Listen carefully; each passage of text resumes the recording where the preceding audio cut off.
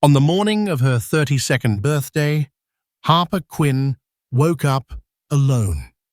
The sheets on her husband's side of the bed were cold. The pillow held no trace of his scent. She was 7 months pregnant with their first child, a daughter they had prayed for. Outside, the London sky wept a persistent grey drizzle. Her husband Grayson was in Paris on an urgent last-minute business trip. At least, that's what he told her.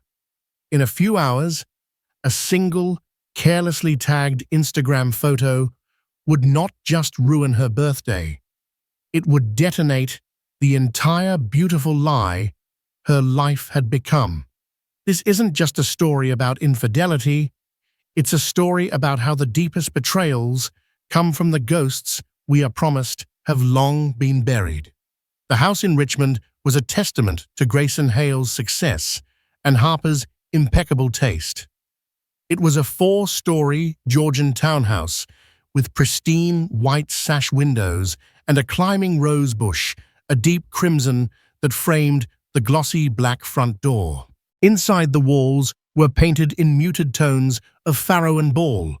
The floors were wide plank oak, and every surface held a curated collection of art books and memories from their 5 years of marriage.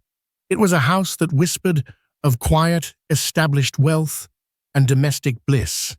This morning, however, the silence was a heavy blanket. Harper, or Ellie, as everyone called her, moved through the space with a slowness dictated by the precious weight she carried. Her daughter, their little Amelia. She placed a hand on the swell of her belly, feeling the faint, reassuring flutter of movement within. "Just us today, little bean," she murmured, her voice a little too loud in the stillness. Her 32nd birthday. Grayson had been so apologetic when he'd broken the news 2 days ago. "Ellie, darling, you're going to kill me," he'd said, his handsome face a mask of contrition.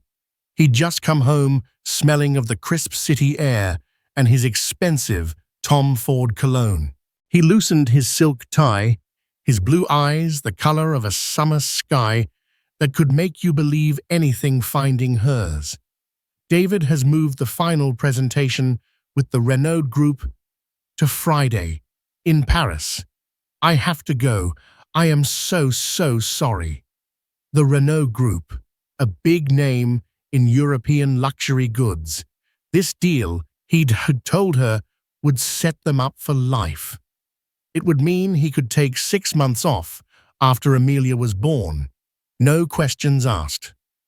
"On my birthday, Grayson," she'd asked, the disappointment a sharp pang. "We were supposed to go to Le Ciel Bleu." "I know, and I will make it up to you, I swear," he'd promised, pulling her into his arms, careful of her bump. "I'll be on the first Eurostar back Saturday morning. We'll celebrate then. A belated birthday is better than no birthday. I'll buy you something obscenely beautiful from the Champs-Élysées to apologize." She had let him convince her, as she always did. Grayson had a way of smoothing over rough edges, of making his logic seem like the only possible path. He was a master negotiator both in the boardroom and in their living room. So she had smiled, kissed him, and told him she understood. For the baby, for their future. But as she stood in their kitchen now, the Nespresso machine hissing a knot of unease tightened in her stomach. It had been there for a few months, a subtle, almost imperceptible shift in the tectonic plates of their marriage. Phone calls he took in his study with the door closed. Late nights at the office that became more frequent. A new passcode on his phone, which he'd explained away as a new security protocol from his company's IT department. She had dismissed it all as the stress of the impending deal and impending fatherhood. "Men got weird," her sister Chloe had told her. "They panic. It's normal." Her own phone buzzed on the marble countertop. A text from him. "Happy birthday, my beautiful wife. I'm thinking of you. The meetings are already intense. Can't wait to be home. I love you. J. No call. She stared at the message. It was fine. He was busy. A text was better than nothing. She typed back, "Thank you, darling. Miss you. Love you too." Adding a heart emoji felt like a lie, so she left it off. The doorbell chimed.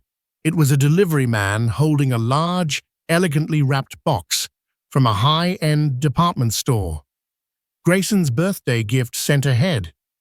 Her heart lifted. See, he was thoughtful. He hadn't forgotten.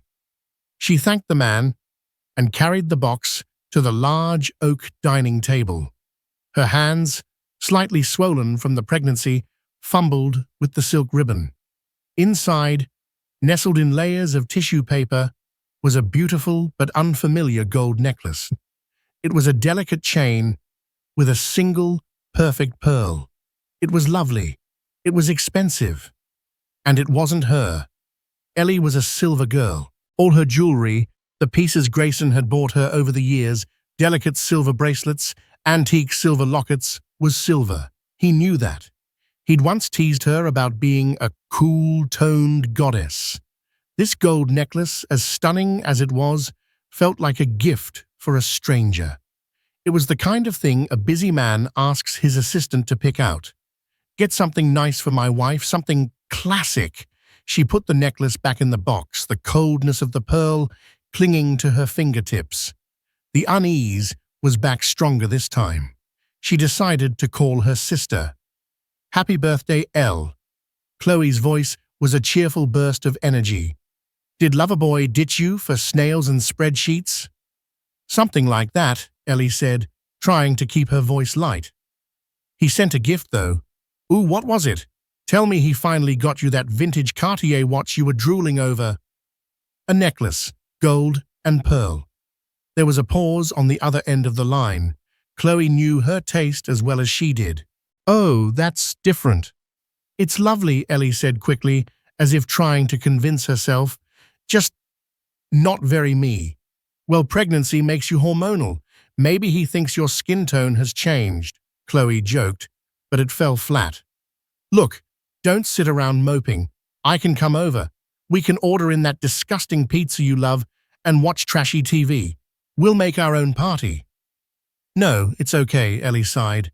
"I'm just going to have a quiet day, maybe take a bath. You know, embrace the solitude." But solitude felt a lot like loneliness. After the call, she wandered upstairs to their bedroom. The vast Super King bed seemed to mock her. On Grayson's nightstand was a framed photo of them on their honeymoon in Santorini, both tanned, laughing, impossibly young. Had that really only been 5 years ago, it felt like a lifetime. She sank onto the edge of the bed, her hand once again finding her belly.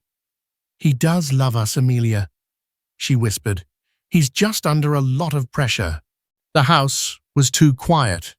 The silence pressed in. On a whim, driven by a gnawing feeling she could no longer ignore, she picked up the sleek silver laptop from Grayson's desk in the corner. His personal laptop. He used the company one for work, but this was for their photos, music, personal emails. She knew the password, or at least she thought she did. Amelia 2025. He'd suggested it himself, a nod to their future. Password incorrect. She tried again. Amelia 2025, password incorrect. She tried her birthday, their anniversary, his mother's maiden name. Nothing. He had changed it, just like his phone. A cold dread, sharp and acidic, rose in her throat. Why would he lock her out of their shared memories? Frustrated and increasingly anxious, she gave up and went back to her own phone. She decided to lose herself in the mindless scroll of social media, a digital pacifier for a troubled mind. She looked at photos of friends' babies, home renovations, exotic holidays. It was a highlight reel of lives that seemed on the surface as perfect as her own. And that's when she saw it. It wasn't a post from anyone she knew well. It was on the Instagram story of a woman named Sophie Dubois, a friend of a friend of a friend, a tenuous link in the vast web of social media. The story was a short video clip, no more than 10 seconds long. A group of people were laughing and raising glasses of champagne at an opulent, sun-drenched restaurant. The location tag was geotagged in crisp white letters, Le 5 Seasons, Hotel George V, Paris. For a split second, she was just an observer. And then her blood ran cold. In the background, slightly out of focus, but undeniably, him was Grayson. He wasn't in a suit. He was wearing a casual blue linen shirt, his arm draped possessively around the back of a woman's chair. A woman with sleek, raven black hair who was laughing up at him with an intimacy that struck Harper like a physical blow. The camera panned, and for a fleeting moment, Grayson looked directly into the lens. He wasn't smiling. He was looking at the woman beside him, and his expression was one of such profound, unguarded adoration that it buckled Ellie's knees. It was a look he used to give her. The video ended, looping back to the start. Ellie's fingers trembled as she played it again, and again, and again. It was him. There was no doubt. He was not in an intense meeting. He was having a celebratory lunch in one of the most romantic hotels in Paris. Her mind raced, trying to make sense of it. Maybe it was an old video. She tapped on Sophie Dubois' profile. Public. Her story had been posted just 1 hour ago. This was happening now. Who was the woman? The camera had never fully captured her face, just the glossy black hair and a slender, elegant hand holding a champagne flute.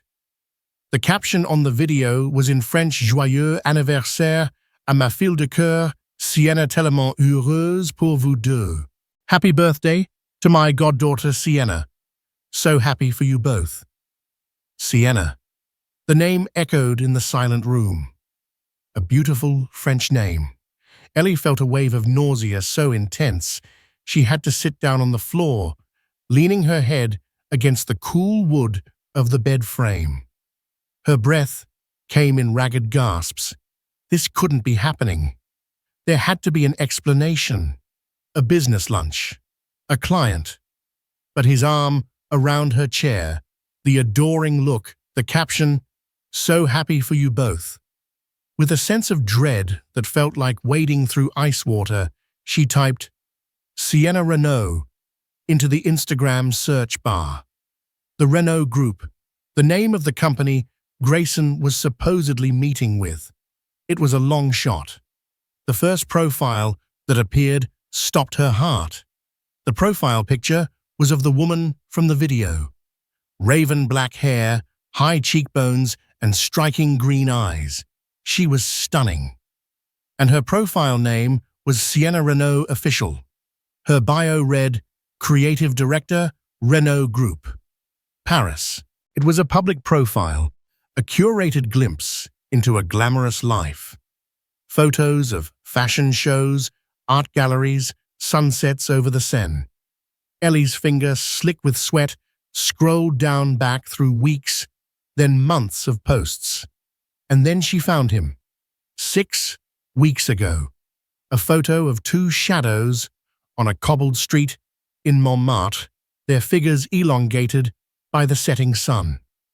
The caption, Evening walks with my J 2 months ago. A table set for 2, a bottle of expensive wine. The caption, He knows the way to my heart. 3 months ago. A blurry selfie taken in a dimly lit bar. Sienna was in the foreground, smiling. Behind her, half in shadow, but his profile unmistakable, was Grayson. He was kissing her neck. Ellie felt the air leave her lungs. It wasn't a mistake. It wasn't a business lunch. It was a life. A whole other life he was living behind her back. The late nights, the secret phone calls, the changed passwords, it all clicked into place. The tumblers of a lock she never knew existed finally aligning to reveal the horrifying truth. She scrolled further, a glutton for punishment, her heart shredding with every image. She saw a picture of a gold necklace draped over a velvet bust, a delicate chain with a single, perfect pearl. The caption posted just yesterday morning read, "He never forgets. My favorite." Hashtag birthday preview. It was her necklace, the one sitting in a box on her dining table. He had bought the same gift for his wife and his mistress.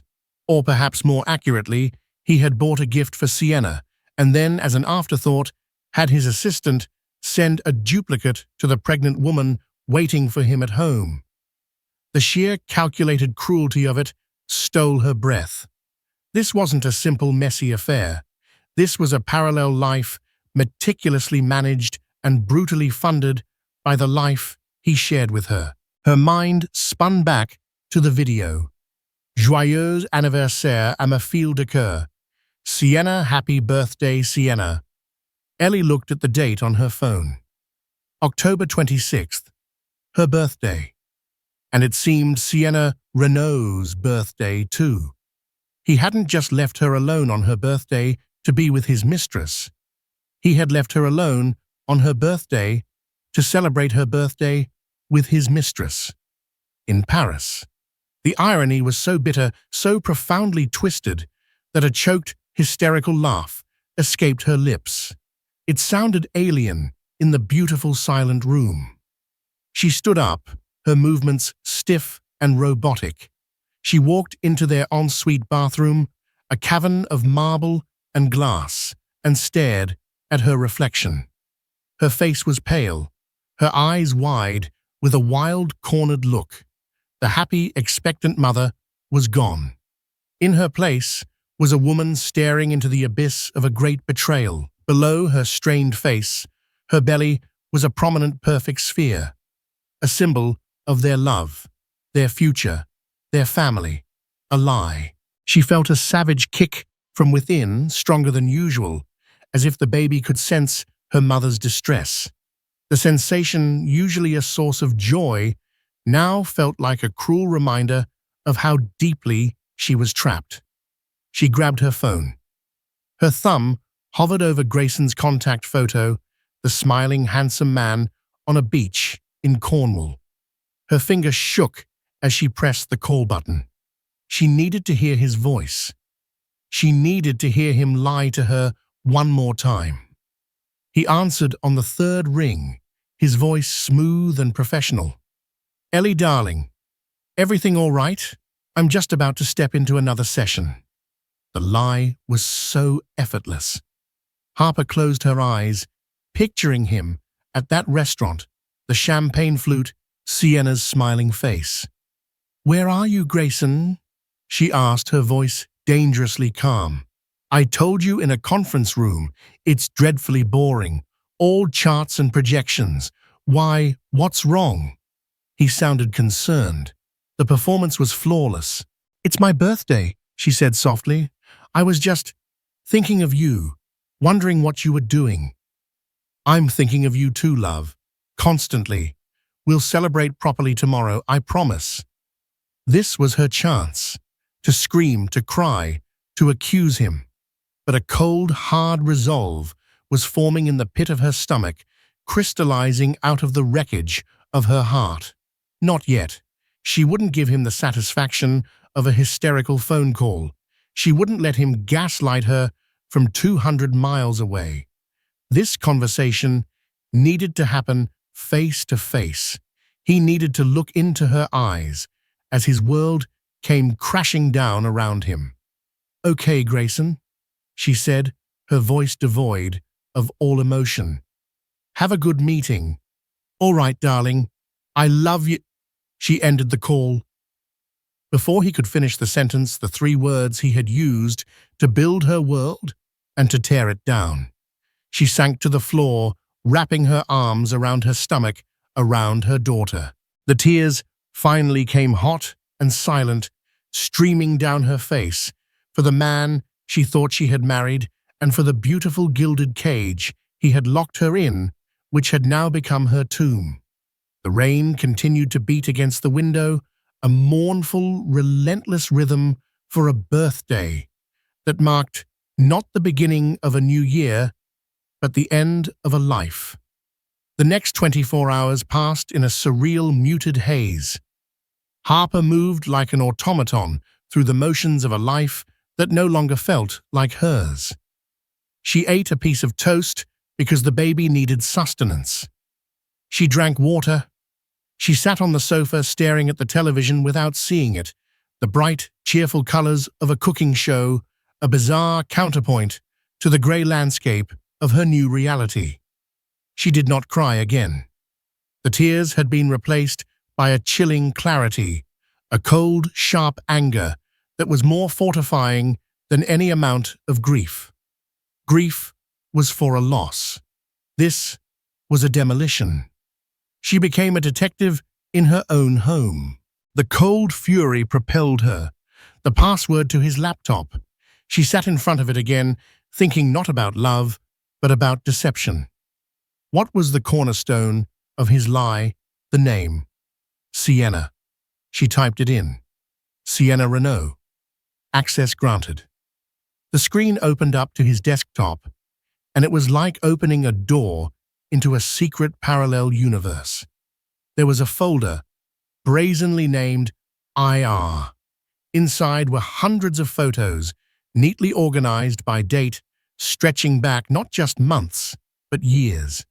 There they were, Grayson and Sienna, in Rome, in Lisbon, on a ski trip in Verbier. Photos taken long before Ellie had even met him. There were pictures of them with another couple laughing at a dinner party. There were candid shots of Sienna reading in a sunlit apartment that was clearly not in London. This wasn't a sordid affair that had started a few months ago. This was a long-running, deeply entrenched relationship. A continuation. Ellie's mind reeled. Had he been with her the entire time? Throughout their dating, their engagement, their wedding, was her entire marriage a sham? A convenient, respectable cover for his real life, his real love? Then she found the subfolder. Sienna. Medical. A cold dread washed over her. She clicked on it. It was full of scanned documents, hospital letters, and test results, all from French hospitals. Most of it was in French, but the medical terms were universal. Oncology, chemotherapy, radiation schedules. The dates stretched back 3 years. It seemed Sienna had been battling a serious illness. Ellie's anger faltered momentarily, replaced by a confusing wave of something. It wasn't pity. It was a dizzying sense of disorientation. The villain of her story was perhaps a victim in another. But then she saw the more recent files, dated within the last 6 months. They weren't about oncology anymore. They were from a fertility clinic, IVF protocols, egg retrieval results, embryo transfer schedules, and then the final devastating document, a PDF scan of a lab result dated just 2 weeks ago. It was a quantitative HCG blood test, a pregnancy test, and it was positive. Sienna Renault was pregnant. Ellie stared at the screen, her vision blurring. The room tilted. He hadn't just taken his mistress to Paris for her birthday. He hadn't just taken his sick mistress to Paris. He had taken his pregnant mistress to Paris. They were celebrating her birthday and presumably their baby. The baby he was starting with another woman, while his wife, 7 months pregnant with his child, sat waiting for him at home. The cruelty was so profound, so multi-layered, it was almost elegant in its depravity. He was building 2 families, 2 futures simultaneously. A new, more terrifying thought struck her. She went back to the main photo folder, her fingers flying across the trackpad, scrolling back past their wedding date, past the day they met. Back 8 years. And then the photos stopped. There was a gap of about a year. Before the gap, Grayson and Sienna looked young, happy, engaged. In one photo, she was flashing a diamond ring, a different ring to the one Ellie wore. The caption on the photo file read, "Our engagement party." After the gap, the photos of Sienna resumed, but Grayson was absent for a long time. When he reappeared in pictures with her years later, they looked different. The joy was still there, but it was clandestine, stolen. What happened 8 years ago? Ellie's mind flashed back to one of her first dates with Grayson. They had been talking about past relationships. He had become quiet, his handsome face shadowed with a pain that had seemed so real, so raw. "I was engaged once," he had told her, his voice low. Her name was Sienna. She was French, fiery, brilliant, the love of my life. "What happened?" Ellie had asked gently, her heart going out to him. "There was an accident," he'd said, his blue eyes glistening. "A car crash. Outside of Paris. She was killed instantly. It almost broke me. It's why I threw myself into my work. It took me years to even consider dating again." He had sold her a ghost story, a tragic romantic past that made him seem deep and sensitive, a man who had loved and lost profoundly. It had made her fall for him even harder. She was the one who was healing him, who was making him whole again. But Sienna wasn't a ghost. She had never been dead. The car crash might have been real, the end of their engagement might have been real, but her death was a lie, a foundational lie upon which he had built their entire relationship. He hadn't been mourning a dead fiancé, he had been hiding a living one. The sound of a key in the front door made her jump. It was 11 a.m. on Saturday. He was back. She calmly closed the laptop, walked out of the bedroom, and stood at the top of the stairs, her hand resting on the banister. She watched him walk into the hallway below. He looked tired from travel, but he was smiling, holding a large bouquet of her favorite flowers, white peonies, and a pastry box from a famous Parisian patisserie. The perfect apologetic husband. "Ellie, my love, I'm home," he called out, his voice echoing in the grand hallway. He looked up and saw her standing there. His smile widened. "There's my beautiful birthday girl." He started up the stairs towards her, his arms outstretched. "I missed you so much. The trip was a nightmare, but I think we clinched it. It was worth it." Harper didn't move. She let him approach, let him get close enough to see her face properly. She watched his smile falter as he took in her cold expression, her deadened eyes. "Ellie, what is it? What's wrong?" he asked, his voice losing its confident edge. The flowers drooped slightly in his hand. "Happy birthday," she said, her voice a flat, hollow thing. "What?" he asked, confused. "I said happy birthday to Sienna." Ellie elaborated, her gaze unwavering. "I hope you both had a wonderful day in Paris yesterday. I hope the champagne was cold and the lunch at Le Cinq was delicious." Every drop of color drained from Grayson's face. He looked as if she had physically struck him. He stopped dead on the stairs, his mouth opening and closing silently like a fish gasping for air. The carefully constructed facade of Grayson, hale, loving husband, shattered into a million pieces in an instant. "How? What are you talking about?" he finally stammered, his eyes darting around as if looking for an escape route.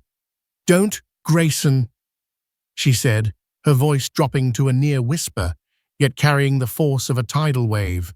"Don't you dare stand there in our home holding flowers you probably bought at the train station and lie to me again. I saw the pictures. I saw the video. I saw her." He stared at her, utterly exposed.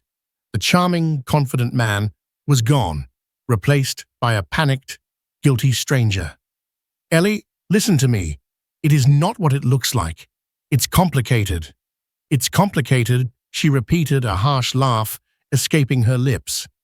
That's your explanation. I spent my birthday alone, pregnant with your child while you were in Paris, celebrating with your mistress. The only thing that seems complicated here is the sheer audacity of your betrayal. He finally reached the top of the stairs and tried to touch her arm. Please, can we go inside? Can we talk about this? Let me explain. She flinched back from his touch as if he were on fire. Explain what? That you bought us both the same necklace? Did you get a discount for buying in bulk? Or that you're starting a second family with her? Yes, I know about that too, Grayson. I know she's pregnant. That was the blow that broke him. He staggered back, his hand gripping the banister for support.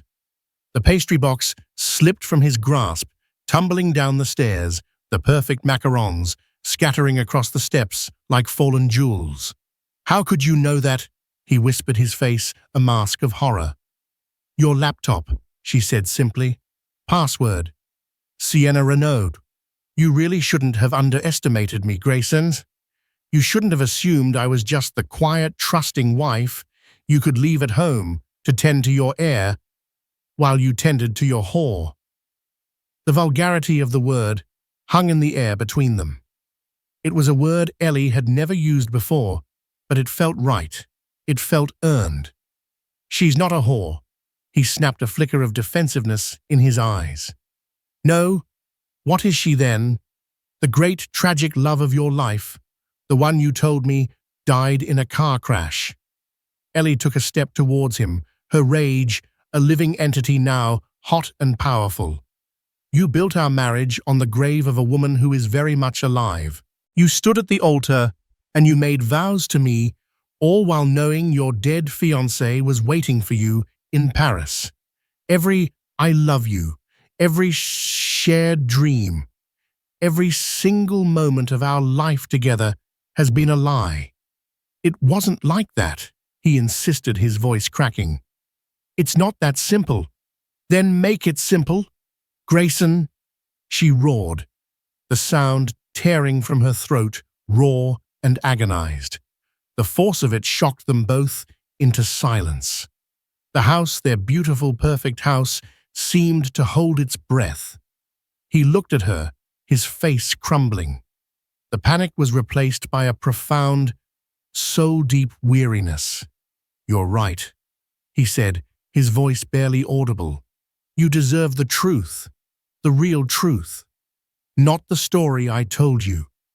He sank down onto the top step, burying his face in his hands.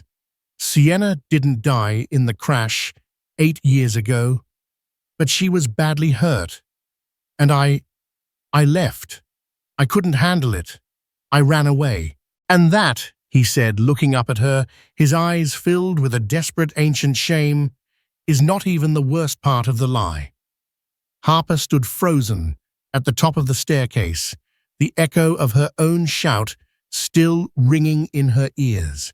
She looked down at the man crumpled on the step, a man she suddenly didn't know at all. The Grayson she had married was decisive, strong, and unflappable. This man was a ruin. The worst part, she repeated, her voice laced with incredulous contempt, worse than faking her death, worse than a 5-year-long affair, worse than getting her pregnant while I am carrying your child. What in God's name, Grayson, could possibly be worse? He lifted his head, and the look in his eyes was something she had never seen before. It wasn't just guilt or fear.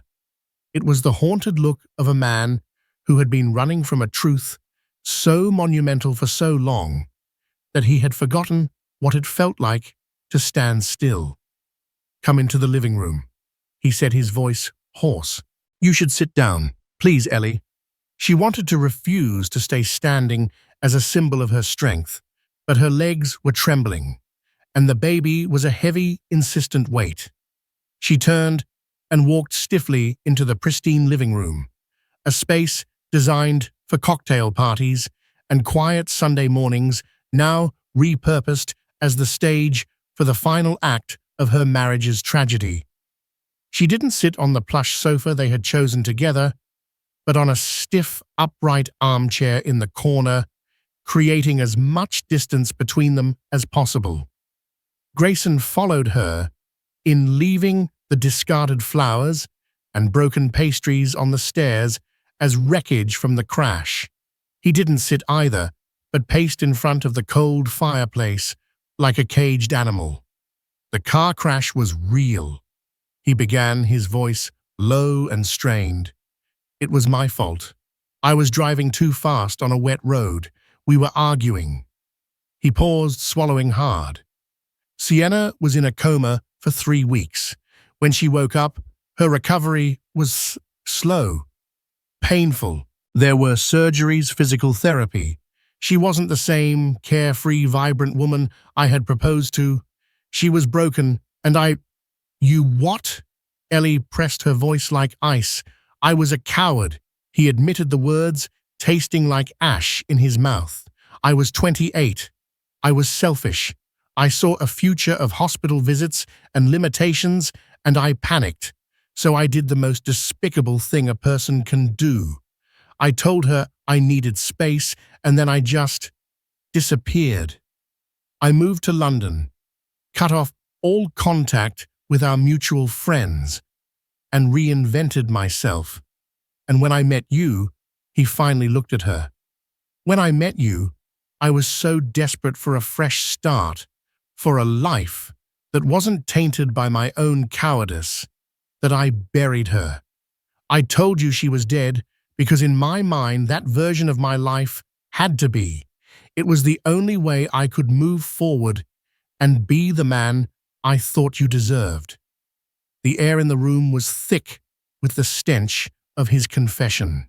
Ellie felt a cold, bitter pity, not for him, but for the woman in Paris, abandoned at her lowest point by the man who had promised to love her in sickness and in health. So you just left her, Ellie asked. And then what? You suddenly developed a conscience 5 years into our marriage. No, he said, shaking his head. She found me, about 4.5 years ago, just after our honeymoon. Ellie's blood ran cold. The timing was a dagger to the heart. While she had been blissfully setting up their new home, looking at their wedding photos, he had been contacted by the ghost he had created. She had recovered. Grayson continued, his gaze fixed on the floor. Mostly. She had fought her way back. She'd taken over a senior role at her family's company, the Renault Group. She didn't contact me for revenge.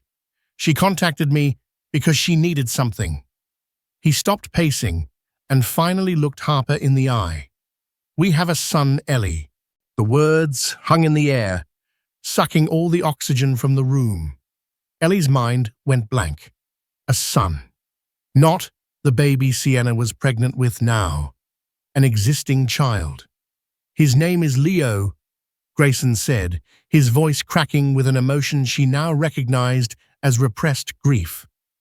He's 7 years old. 7 years old. The math was simple and devastating. Sienna had been pregnant when they had the car crash. When she woke up from the coma, she was 2 months pregnant, Grayson explained, as if reading her thoughts. She never told me. After I abandoned her, she decided to raise him on her own. She never wanted anything from me. She is a proud woman. The only reason she contacted me 4.5 years ago was because Leo was sick. He walked over to the mantelpiece, picking up a silver frame that held a photo of Ellie and him. He stared at it, but he was seeing something else entirely. He has a rare genetic blood disorder. It requires incredibly specialized treatment, frequent transfusions, and the constant risk of complications. The best specialists were in London, and later a new experimental therapy became available in Paris. When she first reached out, It was purely for medical reasons. She needed my genetic history, my blood type for compatibility tests. She swore me to secrecy. She didn't want to disrupt my new life. How noble of her! Ellie spat the sarcasm thick and heavy. Don't, Grayson said, his voice sharp. You don't understand. We started meeting to discuss Leo's health. It was all very clinical at first. I saw pictures of him, then I met him, and bah, he's my son Ellie. He looks like me, and seeing him so small and so brave, and seeing Sienna, the woman I had left for dead, raising him with such strength and grace, all that buried guilt and love, it all came rushing back. So that's when the affair had truly started. Not out of simple lust, but out of a toxic cocktail of guilt, obligation, and a resurrected love. The late nights weren't just about sex in a secret apartment. They were about hospital visits. The secret phone calls were updates on blood counts. The trips to Paris weren't just romantic getaways, they were for medical consultations. The deal with the Renault Group, Ellie said, the pieces clicking into place with sickening precision. It's not real, is it? Grayson shook his head. It's real. It's Sienna's family company. She orchestrated it. It was her way of integrating our lives without blowing everything up. It gave me a legitimate reason to be in Paris, to be involved, and a way to provide for them without it looking suspicious. The money, the shares, it's for Leo, for his medical trust fund. The deception was so intricate, so vast, it was almost a work of art. He had woven his two lives together with threads of lies and half-truths, all held together by her ignorance. And the new baby? Ellie asked, her hand instinctively tightening over her own belly. Was that part of the integration plan as well? Grayson flinched. That was not planned, he said quietly. After Leo's last major health scare, we leaned on each other. It was a moment of weakness, a mistake. She's getting an amnio in Paris to test for the same condition. That's what this trip was really about. The final consultation and the procedure. Her birthday was just a coincidence. A coincidence. He had the gall to call it a coincidence. He had stood in their kitchen and lied about a career-making deal, all to cover up a trip to see if his illegitimate second child would be born with a life-threatening illness. Harper felt a profound, soul-crushing weariness. The anger was still there, a burning coal in her chest, but it was now banked by an overwhelming sense of sorrow. Sorrow for herself, for the life she had thought was real. Sorrow for her unborn daughter, who was entering a world already fractured by her father's lies. And to her own surprise, a sliver of sorrow for Sienna Renault and for a 7-year-old boy named Leo. They were all victims of Grayson's cowardice, trapped in the web he had spun 8 years ago. So what now, Grayson? She asked, her voice flat. What was your grand plan? Were you going to maintain 2 families in 2 different countries indefinitely? A wife and daughter in London, a mistress and a son, and another baby in Paris? Were you going to split Christmas, attend 2 different school plays? What was the end game? He had no answer. He just stood there, the handsome, successful man, completely undone. I don't know, he whispered. I was just trying to hold it all together. I was trying to do right by everyone. By lying to everyone, she shot back. You weren't doing right by anyone, Grayson. You were just trying to save yourself from the consequences of your own actions. You've done right by no one. Not me, not our daughter, not Sienna, and certainly not that sick little boy who has a coward for a father. She stood up, her body feeling strangely light, as if she had shed a great weight. Get out. Ellie, please, he begged, taking a step towards her. Let's talk to a therapist. Let's work through this. I can fix this. Fix this." She let out a dry, humorless laugh. "You think this is a leaky tap? You think you can call a plumber and fix this? You didn't just crack our marriage, Grayson. You built it on a sinkhole. There is nothing left to fix. I want you out of this house. Now." "Where will I go?" he asked, looking lost. "I imagine you have an apartment in Paris," she said, her voice dripping with venom. "Go there. Go be with your real family." She walked past him towards the hallway, refusing to look at him. She paused at the door. "Get your things, a bag, whatever you need for a few days, and then get out of my sight. A lawyer will be in touch." He didn't move. He just stood in the middle of the room, surrounded by the beautiful objects that furnished their lie. Harper walked up the stairs, stepping over the broken macarons without a glance. She went into the master bedroom, which now felt tainted and foreign, and closed the door, the soft click of the latch sounding as final as a gavel. She had her answer. She had the whole, unbearable truth. And as she slid down to the floor, leaning against the door, she knew with absolute certainty that her life and the life of her daughter would never, ever be the same. The days that followed Grayson's departure were a study in grey efficiency. There were no more tears. Harper operated with a preternatural calm, a focus born of pure, unadulterated necessity. She was no longer just a wife, she was a mother, and her daughter's future was a fortress she had to build, brick by painful brick. Her first call was to her sister. Chloe arrived within the hour, her usual bubbly demeanor replaced by a fierce, protective anger. She listened to the whole sordid story, her expression hardening with every new layer of deceit. When Ellie finished with the existence of Leo and the second pregnancy, Chloe was silent for a full minute. "I'm going to kill him," she finally said, her voice low and dangerous. "I'm not kidding, Elle. You give me the word, and I will find him, and I will ruin him." "No," Ellie said, calmly sipping a cup of chamomile tea that Chloe had forced into her hands. "He's already ruined himself. I just need to extricate myself from the wreckage." The word extricate became her mantra. She found a shark of a divorce lawyer, a woman named Ms. Albright, with a reputation for being both brilliant and merciless. In their first meeting, Ellie laid out the facts dispassionately: the long-term affair, the faked death, the secret child, the second pregnancy, the financial deception woven through the Renault Group deal. Ms. Albright listened without expression, taking meticulous notes.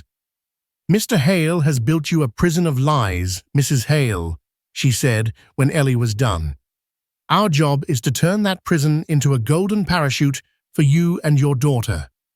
The prenuptial agreement is strong, but his level of sustained, calculated deception and financial commingling with his other family gives us significant leverage. He will not want the details of his arrangement with the Renault family to become public record. We will be aggressive." While the lawyers began their grim work, Ellie focused on her own. She methodically went through the house, purging it of Grayson. His clothes were packed into bin bags for charity. His books were boxed up.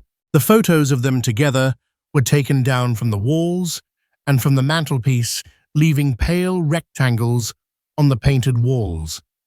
She couldn't bring herself to throw them away, so she stored the box of frames in the attic, a time capsule of a life that had never truly existed. The hardest part was the nursery.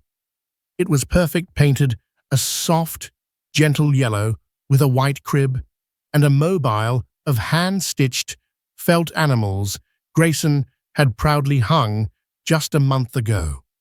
Standing in the doorway, she felt the first real tremor of grief shake her composure. This room was for a family of 3, a happy family. What was it now? Her hand went to her belly. Amelia kicked a strong, reassuring thump. In that moment, Ellie knew. This room was not a monument to a broken family.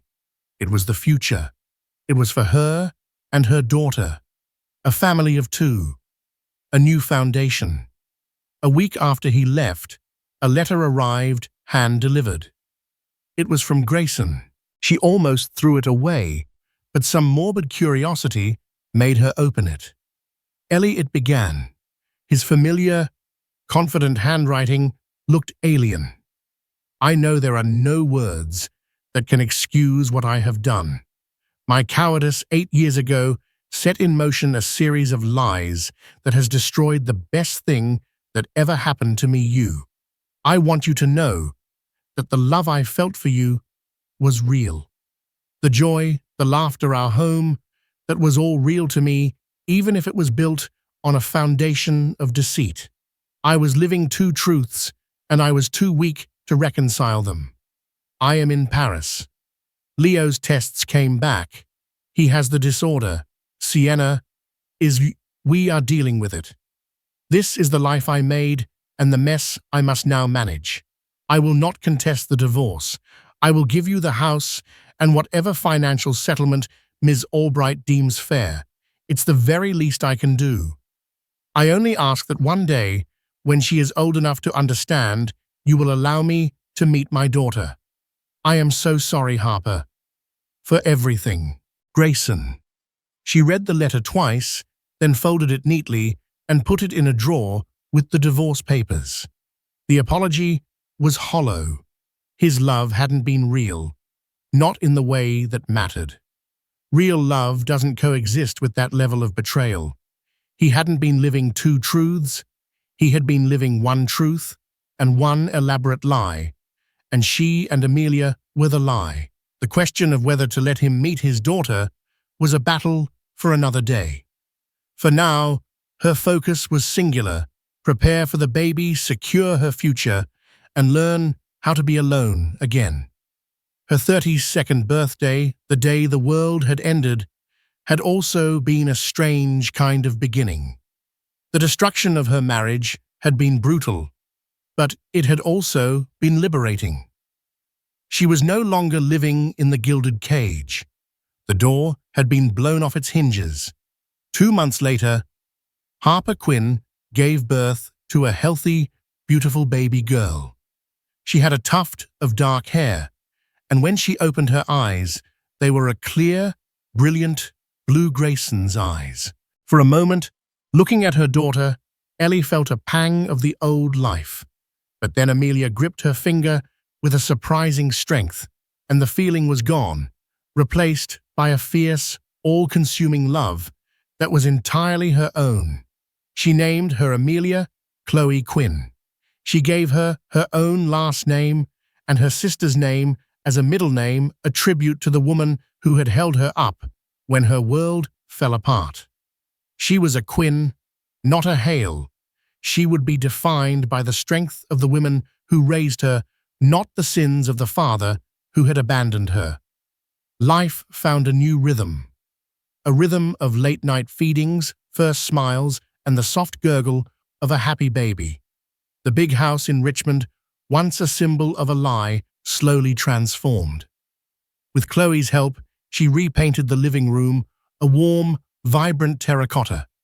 She filled the empty spaces on the walls with art by female artists and photos of Amelia, of Chloe, of her parents. It became her house, a fortress of femininity and resilience.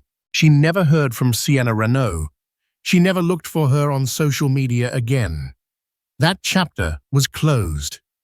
Grace and Sienna and their 2 children in Paris were a different story, a different world, and it had nothing to do with her. Grayson respected her wishes, communicating only through his lawyers. He provided for them financially, a silent, distant figure, funding a life he was not a part of. One crisp autumn afternoon, a year after that fateful birthday, Ellie was pushing Amelia in a swing at a park overlooking the Thames. The sky was a brilliant, cloudless blue. Amelia now a babbling toddler, with her father's eyes and her mother's smile, squealed with delight as she flew back and forth. Ellie felt a sense of peace so profound it was almost startling. She had survived. More than that, she had thrived. She had been shattered, but she had painstakingly rebuilt herself into someone stronger, someone more honest, someone who stood on her own foundation. The betrayal would always be a part of her story, a deep scar, but it was not the whole story. It was just the prologue to her real life. Her phone buzzed. It was a message from a man she'd recently met in a parenting group, a kind widower with a son Amelia's age. "Coffee, tomorrow," she smiled, a genuine, unburdened smile.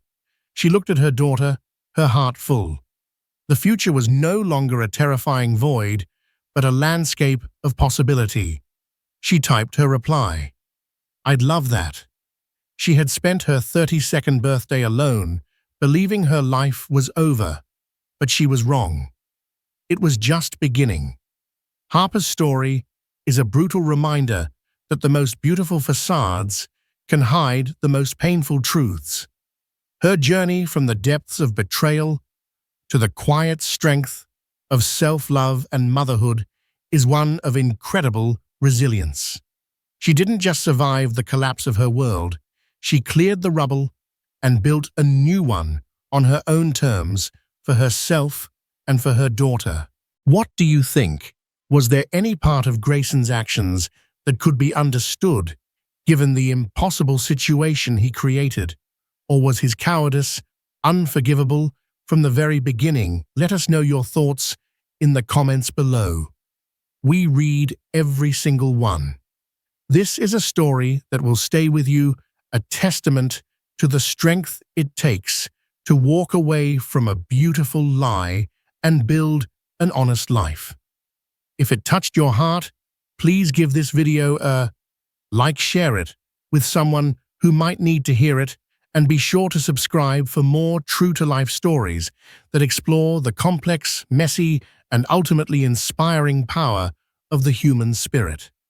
Thank you for listening.